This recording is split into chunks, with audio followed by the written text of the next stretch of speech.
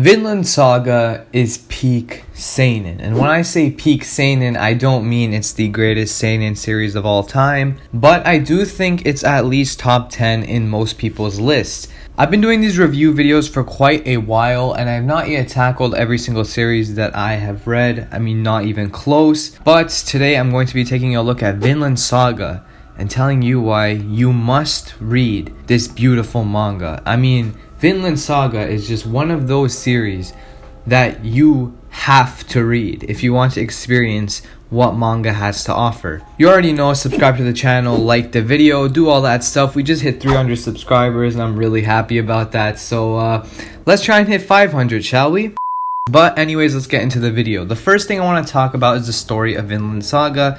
And in case you haven't yet seen it, don't worry, this video does not contain spoilers, but I'm going to be giving you a basic rundown on what this story is. Basically, there's this kid named Thorfinn. His father's like this former Viking, and he's been called out to this mission, so he goes on the ship and he leaves, right? And so Thorfinn isn't technically supposed to go with him, but he sneaks on the ship. And when Thorfinn sneaks on the ship, I mean, this isn't really a spoiler, because it's in the synopsis of the story, but basically Thorfinn's father, Thors, dies, and that is like the spark of the story. It's mostly the beginning, the prologue of the story is Thorfinn's revenge against the man that killed his father, and so that's the prologue of the story. And the prologue is the first season of the anime. The first season of the anime is a masterpiece. It is absolutely beautiful, and the sad thing is it didn't get the recognition it deserved, primarily because it wasn't available anywhere else beside Amazon Prime, but also because of a certain anime that came out around the same time as it and the anime took all the credit. But anyways, Vinland Saga Season 1 was the prologue, and the prologue of Vinland Saga was, again, absolutely amazing. But what really puts Vinland Saga above other series is post-prologue. And post-prologue is nothing like the prologue itself, because in the first season, there was a lot of fighting. It was about Thorfinn getting revenge for his father's death, but after certain events that happened, if you know, you know, the infamous Farmland Saga begins. And Farmland Saga is what Season 2, which got announced just a few weeks ago, is going to be. And Season 2 I'm really excited for, because Farmland Saga was such a huge arc for Thorfinn's character.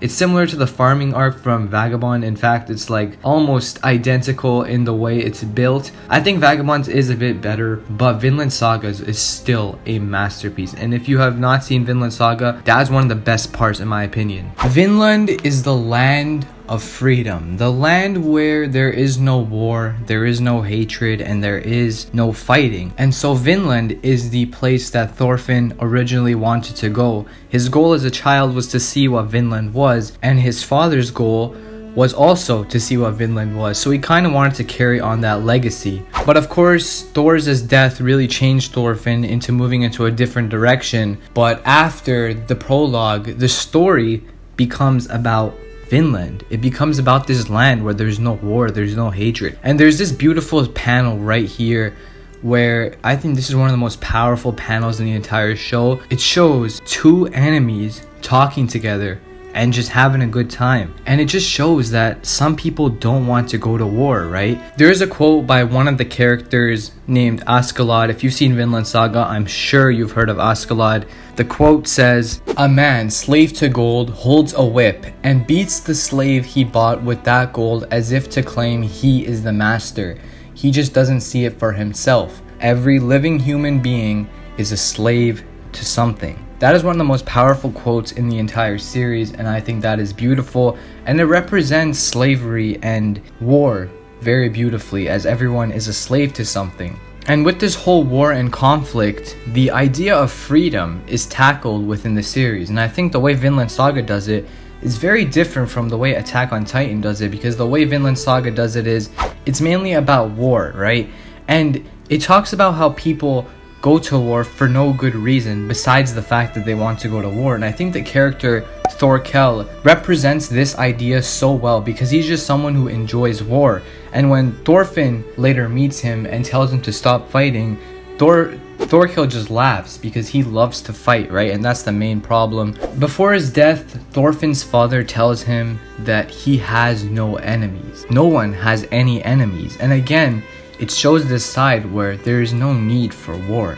You shouldn't have any enemies. And the idea of war and freedom and slavery is mainly what makes Vinland Saga such a peak seinen series, because not many seinen tackle it the way Vinland Saga does, and they do it so beautifully. And the fact that Vinland Saga is also based on a true story, yes, Thorfinn Karlsefni actually existed. It's a beautiful thing that it's based on a true story, and I think that's great how Yukimura was able to bring this real story and implement it and make it into a manga.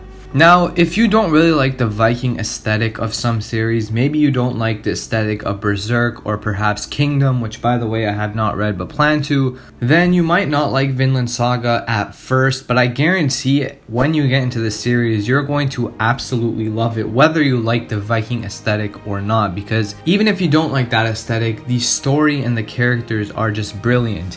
Speaking of the characters, before I begin talking about the main character, I want to talk about a specific character that, in the first season especially, became one of my favorite characters of all time, and that's the character named Askeladd. If you've read Vinland Saga, you know why Askeladd is such an incredible character, but without trying to spoil anything, the way Askeladd's written is very unique, and I honestly consider him one of the greatest antagonists in manga that I've read, and it's because his dynamic with Thorfinn is one of the best. It is so good, and how he has this side of him where he just kills for no reason, but then I can't go too deep into it because of spoilers, but Askeladd is such an incredible antagonist.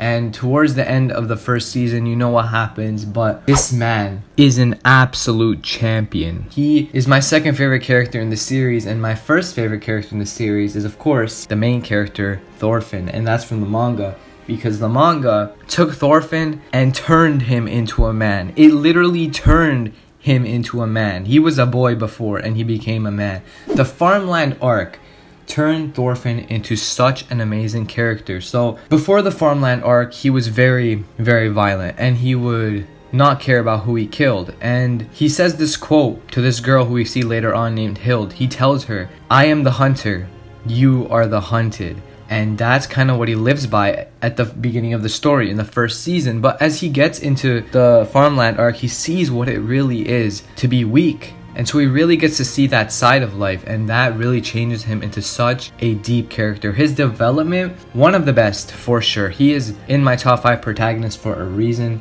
He is such a good character, and if you've read Vinland Saga, you know why Thorfinn is absolutely incredible. And he's the thumbnail for this video for a reason, because he's the best character in Vinland Saga, in my opinion. The one thing I want to see more for Vinland Saga, as it is an ongoing manga, is I want more of Canute. I want to see more of like that world building and stuff. And if there's like a final war at the end, then Vinland Saga could very well be a top 5 manga pretty quickly too, because I love the Viking aesthetic personally, and I love like that war and ancient like lore kind of thing, and Vinland Saga has that. So it's an absolutely incredible series if you're into that stuff like me. Before I end the video, I want to talk a bit more about Thorfinn, because as I said, I love him. He's one of my favorite characters ever, and my favorite in Vinland Saga. And so the thing about Thorfinn, he sees like the people he's killed and he regrets it in a way. It's much more different than Guts and Musashi, because Guts and Musashi, of course, they still fight, right?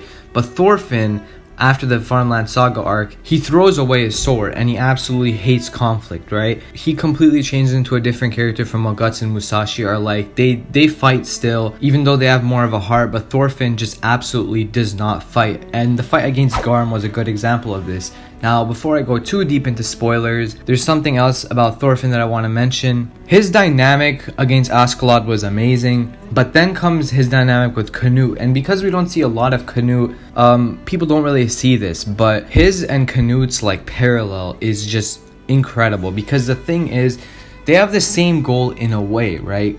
They both want to make peace.